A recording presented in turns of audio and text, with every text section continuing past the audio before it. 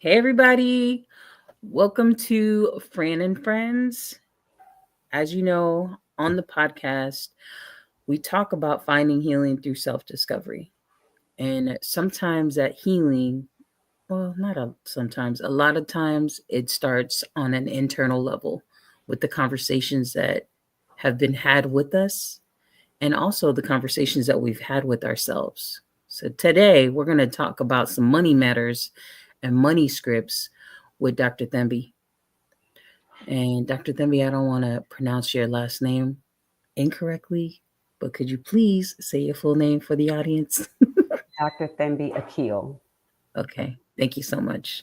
No problem. All right, everyone. Now I'm going to read a bit of Dr. Thembi's background, and please, if you have any questions or comments, chime in. Feel free to ask, and if time is willing, Dr. Thembi will offer some advice and conversation. All right, here we go.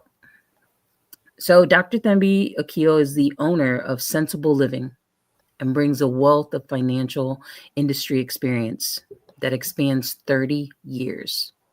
Throughout her journey, she has taught financial literacy to children and provided coaching to adults. Dr. Akil's mission is to demystify financial concepts and inspire actionable change. Workshops and impactful speak. Oh, wait, through her workshops, I'm sorry, I'm going to back that up. And life is like this. There's nothing linear about it. So, here I go. She has taught financial literacy to children, provided coaching to adults. And Dr. Akil's mission is to demystify financial concepts, inspire actionable change, fostering financial stability and growth. Through her engaging workshops and impactful speaking engagements, she equips her audience with the tools needed for financial success and advocates for inclusive financial practices. Dr. Akil is dedicated to helping people not only achieve their financial goals, but also attain a state of holistic well being and empowerment. Wow. This is a tough subject, Doc. Yeah, many people don't like to talk about money, other than Mm-mm. other than making money, but not issues with money. Yeah. How did you get into the conversation about money and know? I mean, how did you know that people needed this? I mean, people do need it, but what prompted you to want to begin teaching this to others? I was volunteering years ago at a transitional housing facility. It's not a homeless shelter. It's a facility that's for people who were working, maintaining a home, and something happened that threw them off track. So a lot of times it's medical. Um, they lost their job. Something, something happened with their car where they couldn't go to work, and then they ended up, losing paychecks. And when you're living paycheck to paycheck, one or two paychecks really throws you off. So I was volunteering there, teaching them, you know, financial concepts, helping them get back on their feet and hopefully not be in that position again. But it was really an eye opener for me where, sometimes you assume people know things, and that really showed me that there's a lot of basics that people just don't know. And which is why they ended up in that situation. But so many of us can be. So it's not, there's no finger pointing or blaming that they did something wrong.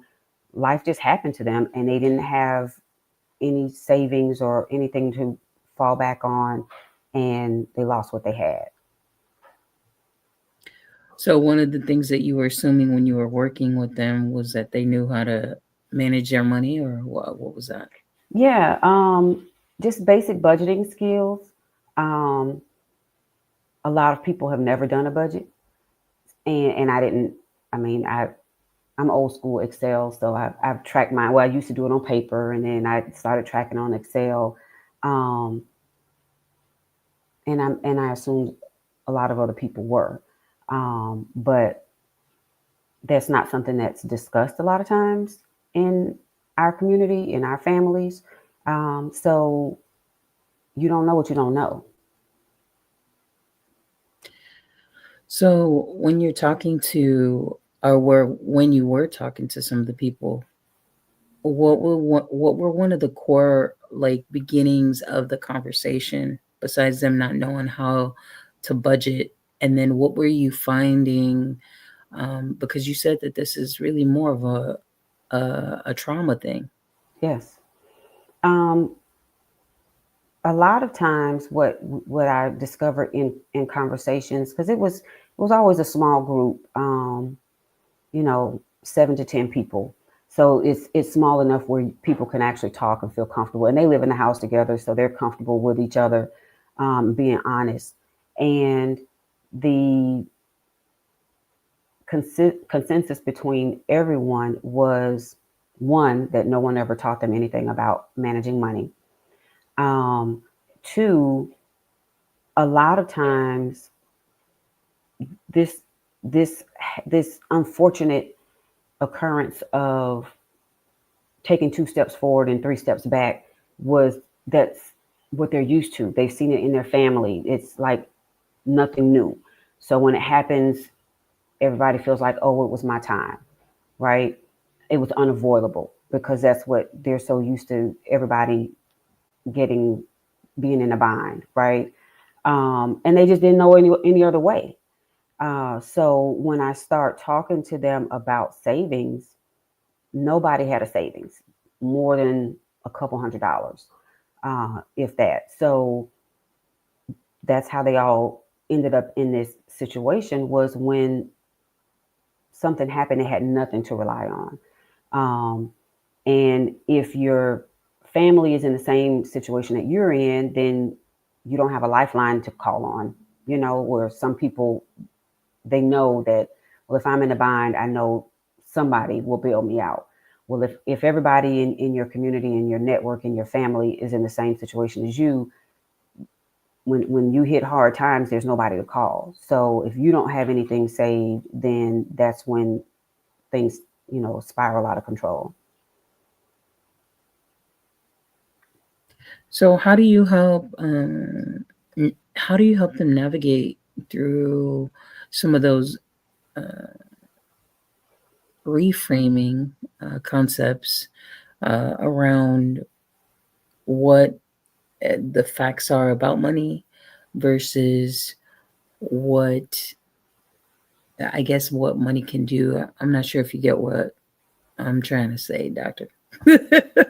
Well, if you're saying like money concepts versus real life dealing with Yes, money, yes, okay, yes, yes. okay.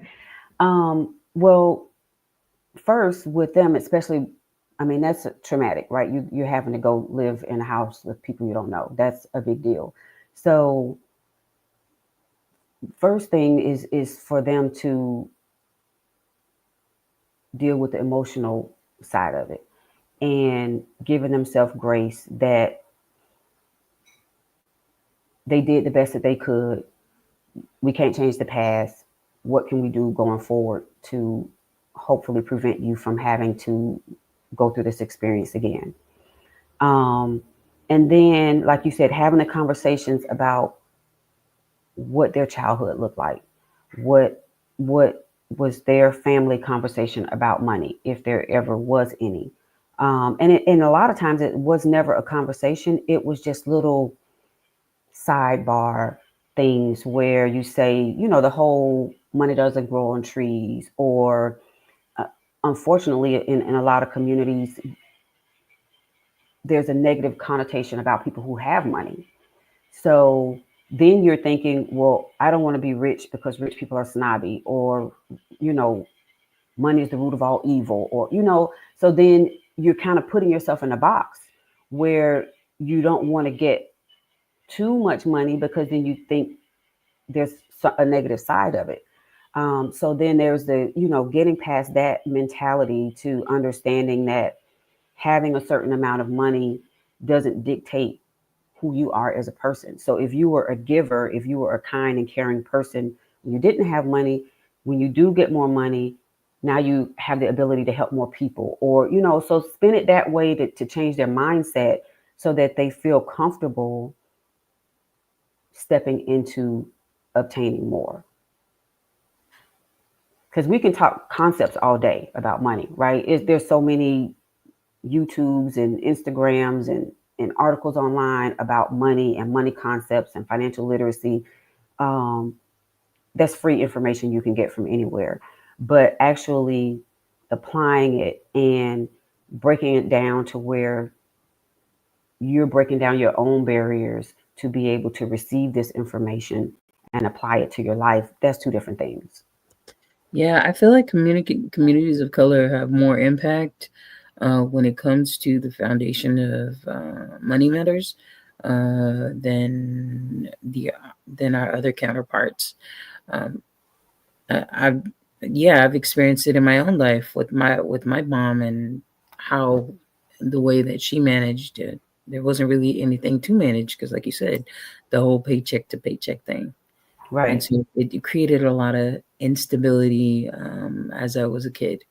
And so for me, I always said to myself, I'm never going to be in a position like that.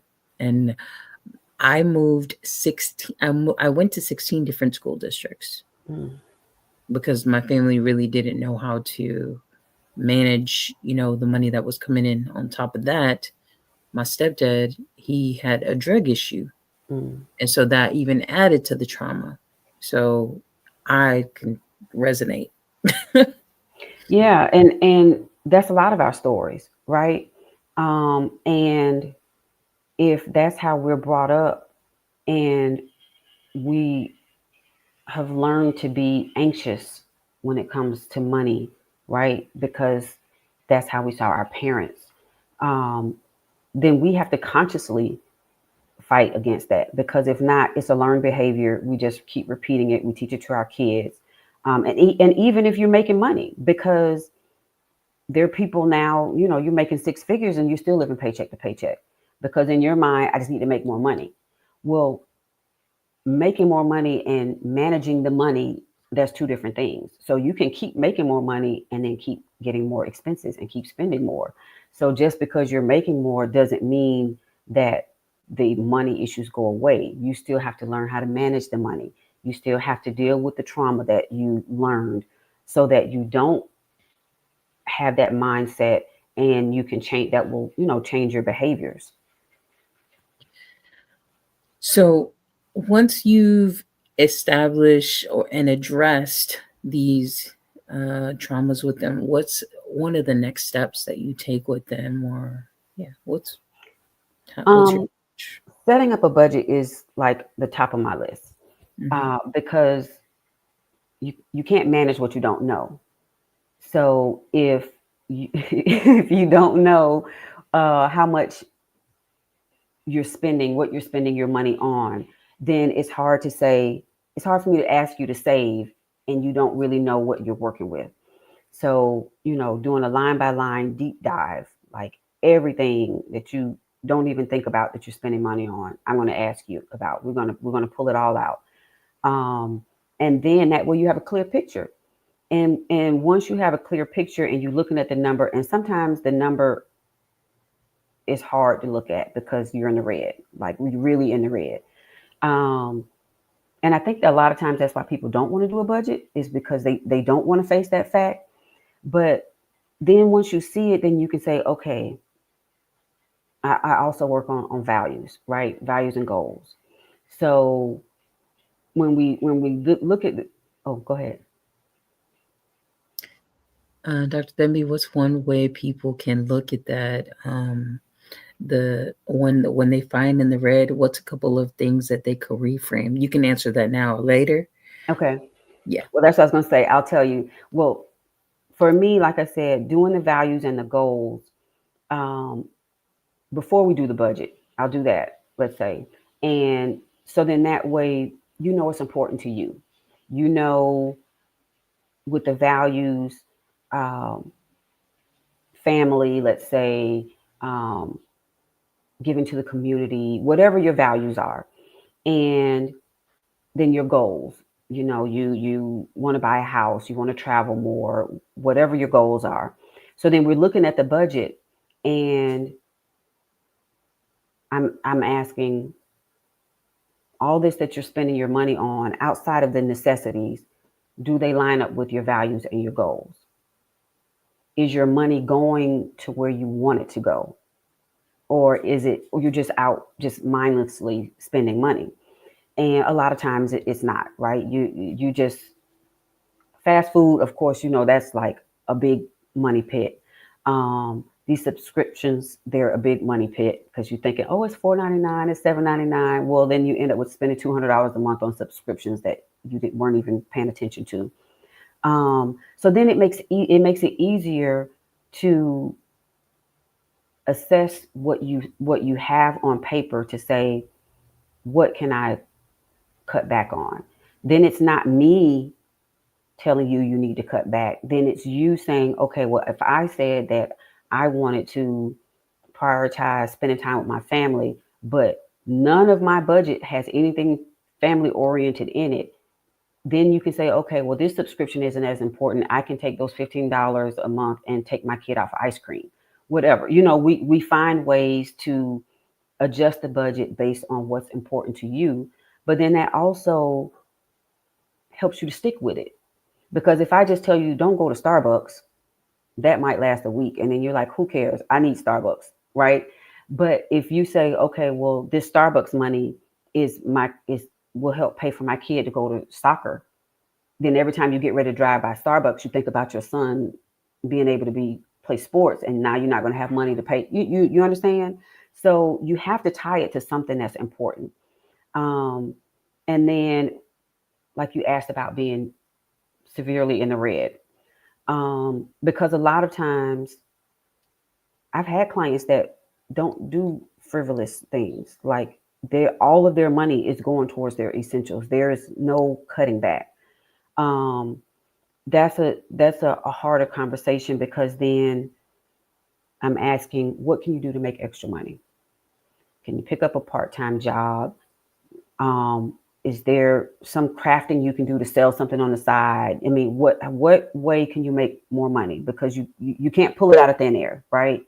Because I've been in a situation where on paper my expenses exceeded my income.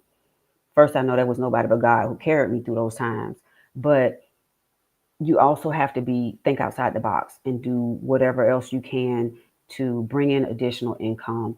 Um, and sometimes, which I've had to do before, I had to move in with family. Sometimes when you've done everything you can do, you have to take a step back. Like there's no other way to get ahead sometimes than to take a step back.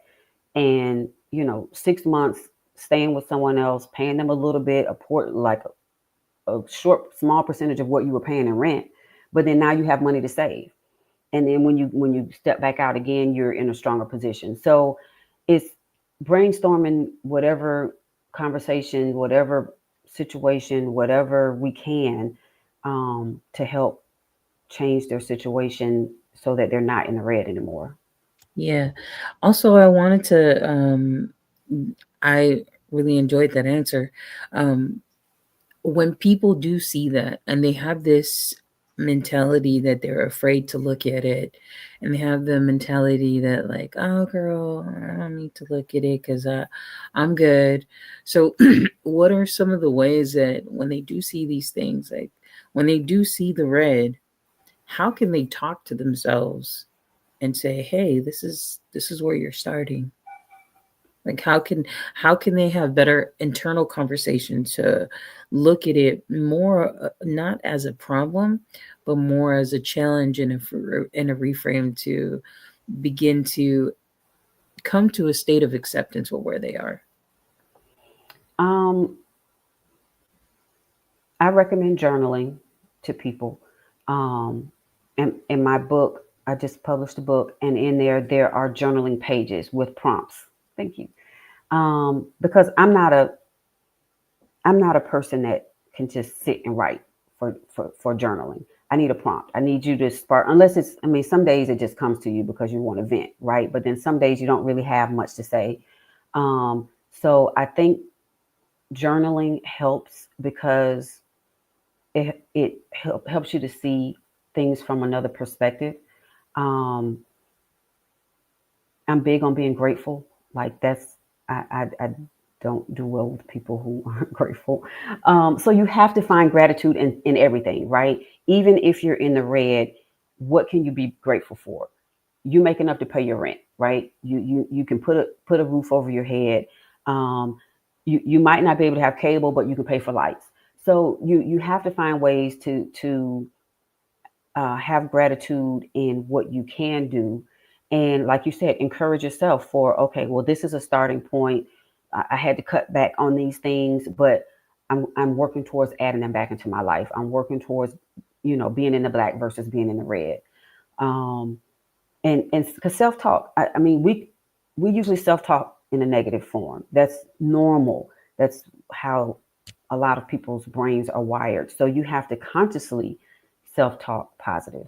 Um, Daily affirmations, and it doesn't just have to, it's not just about money, because as you mentioned in my bio, I'm big on holistic well-being. So mental health, physical health, spiritual, they all tie together. They all work for your well-being. And the daily affirmations will touch on all of them. So it's not just a daily affirmation that only focuses on money. It's daily affirmations for your life, all aspects of it. And so today will be a good day. I'm strong. I'm beautiful. I manage money well. You say it well enough, often enough, you will manage money well, right? But if you keep telling yourself, I can't do it, I'll never be able to manage my money, I'll always live paycheck to paycheck, then you're speaking that into your life, and you can't honestly expect for things to change. So I do, in addition to people doing the work and trying to figure out how to change their financial situation, I do encourage them to do a various different types of methods to uplift themselves holistically.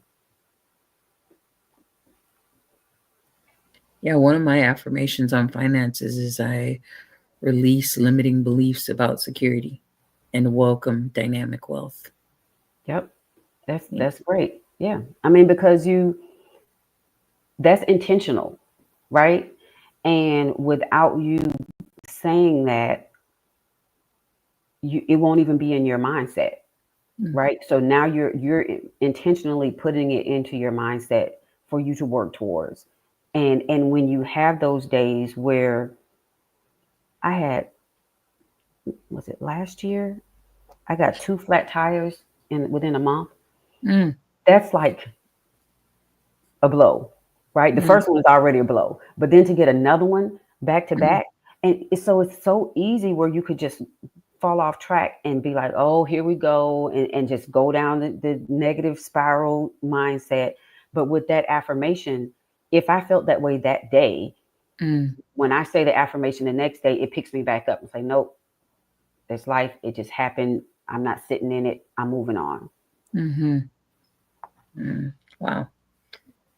Well, yeah, that is such a powerful opportunity for us to really find, and just to reframe, not just in finances, in all areas of life. Like you said, Dr. Thembi, everything is really related. And so if we don't have the tools, it will be advantageous for us to find a person, a coach. There's reading materials, there's materials everywhere that you Mhm. can find them. But we're just really finding a source that you can trust and that resonates with your style of how you live and how you want to live. Right. You're going to need a model. Yeah. And that's why many of us are in this situation, because we didn't have a model, Mm. right? Yeah. Yeah. So we just kept repeating what we saw. So you have to introduce yourself to what you want to be, who you want to be, the lifestyle you want to live. You Mm. have to find someone who's living it and ask them, how'd you do it? Yeah. Can you help me? You know, give me some tips. Yeah. Those are the people that you follow. Not the, and I'm not gonna go on this tangent, but not the Instagram people who aren't living what they're showing you on Instagram. The Hmm. people who really are, have managed money well. Hmm. And then even not, I mean, I like to hear people's story who, like us, they didn't come into life with money, right? Yeah. Um, I think you can better help me understand what I need to do versus someone who never Has had to nothing. struggle, and right, their parents sat them down and talked to them about money, and they graduated high school and already had money in the bank account sitting. I mean, it's easier to manage money that way if your parents instill that into you and you started off life that way. But for those of us who didn't, and then you find someone who, as they like to say, got it out the mud, you know, Hmm. find someone like that. Ask them, ask them to mentor you. Find out what they did, and that will help you reframe and see things differently and know, okay, well, if they did it, I can do it. Yeah. I remember I was walking by this one gentleman and he was coming out this expensive car and I was like, oh, I wonder, what kind of work that he does. And so I stopped and I asked him, I was like, hey, so what do you do for a living? And he was like, I work. And I'm like, all right, whatever. The whole point of that was like, be more specific in asking questions. Yeah. Well, and then too, you got to figure, um, just some random coming up talking to you, you're not going to be as open and honest as you would if it's somebody that you met, let's say even at a networking event, because they're expecting to have to tell their story. But just some random on the street, yeah, they're going to be like, oh, what is she? They're going to rob me? What, you just never know what's going on in people's minds. So, um, but yeah, definitely, and like I said, going to different events where the people there are open to talking, right? They wouldn't be at that event if they weren't expecting to have a conversation. So the that's the people that you ask, okay, well, how did you build this wealth? Then Yes. they'll be more willing to have a conversation with you. Okay, okay. So in your book, what is inside of the book? How does that help somebody that's trying to learn about finances for the first time? Let's see, I have a copy here. Okay. Empowered Abundance. Hey. It's on Amazon. And so it says 5 steps to transform your relationship with money. Could you keep it up? Like it just, yep. So you guys you put it up a little bit closer. Okay, there you go. All right, y'all see that? Okay, pan it out, Doc.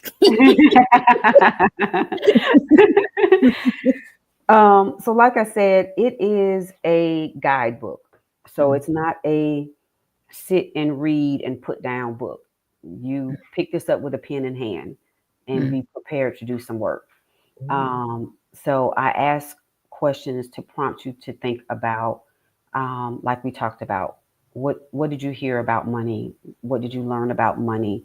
To first get you to pay attention to your mindset about money. mm, mhm, And then talking about your goals and your values and what's important to you.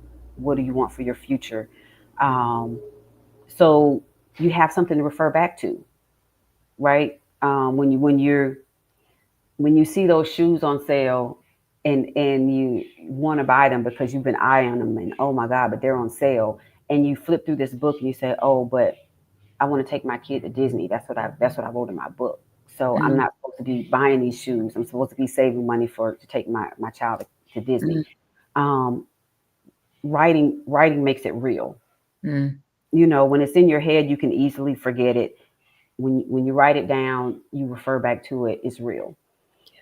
And then, like I said, we have the affirmations, um, and self-reflecting on how things are going as you're going through this journey. How did you feel at the beginning? How are you feeling along the way? what do you see shifting in your mindset? What do you see shifting in your behaviors?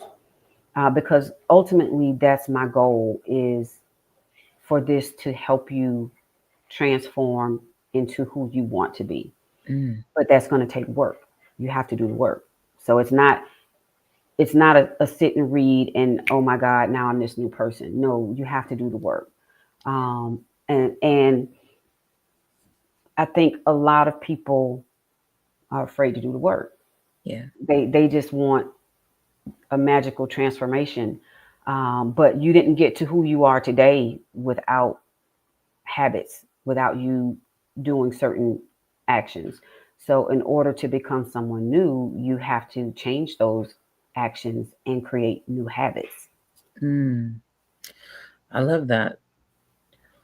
Well, Doc, I think we covered everything. Is there something else that you wanted to bring up? Because this sounds like a book that anybody that is looking to, and don't be embarrassed about it, to put yourself back in a space of, or even establish one if you didn't have one, of learning about finances, being real with where you are, and starting a new conversation with yourself and those around you in your circle. I'd suggest that you get Dr. Thembi's book and order it, use it, because it's a tool. Like she said, Definitely. it's not there to sit for you to read it. We're gonna get into it, pick up this pen, get the book, and do some work, because I think we owe ourselves um, the opportunity to succeed. Yes. And the And only way we can do that is if we begin to acknowledge where we are. yep, Yeah. being honest with ourselves. Hmm. Did you want to cover anything else, Doc? Or My plan for this year is oh, to put out a course, mm, and it will build on the book. okay. And but what I also want to do is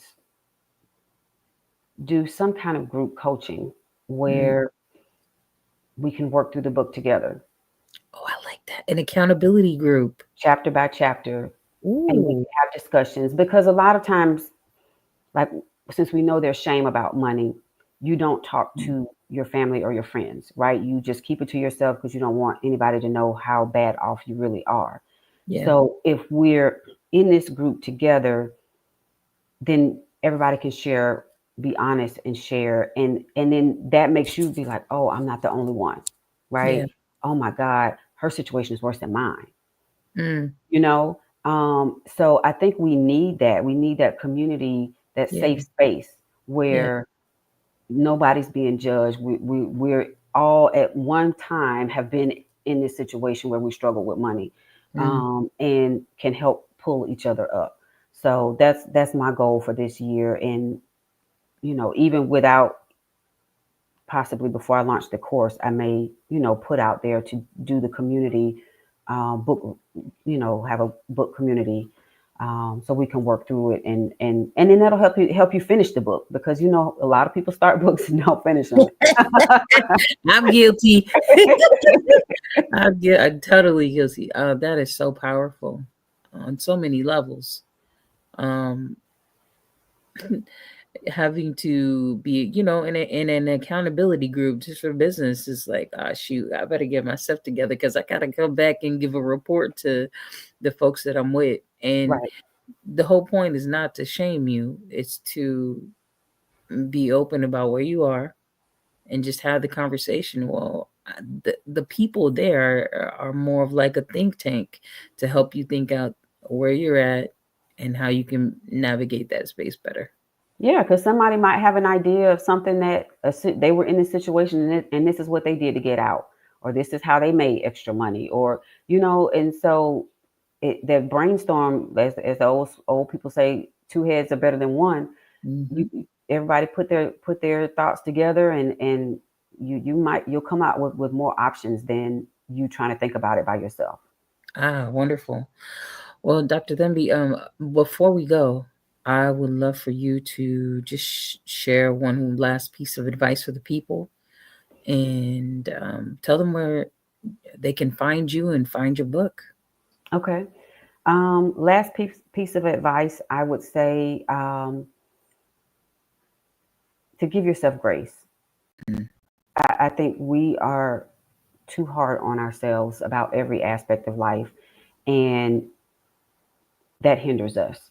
mm, So we got to give ourselves grace, and that will give us permission to move forward in whatever shape, form, or fashion that is, um, for us, not for anybody else, for mhm, us. mhm, And the book is on Amazon. So you can search on Amazon for Empowered Abundance. It is paperback and also Kindle. mhm. Um, my website is sensiblelivingcoach.com.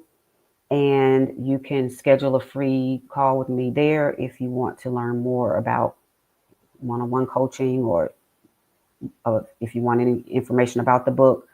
And then my social media on Instagram and Facebook is Sensible Living Coach. Okay. Can you share the book again, Doc? Can you see? All right, y'all. Go out there and go get the book. This is a tool. If you don't need it, somebody else might need it.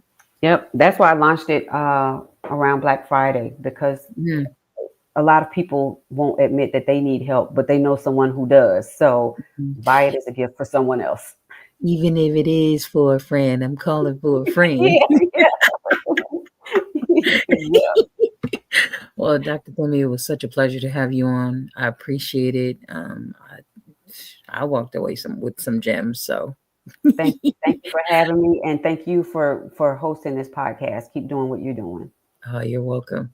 Well, everybody, you have a great weekend. Thank you for joining Fran and Friends. I'll see y'all next Saturday.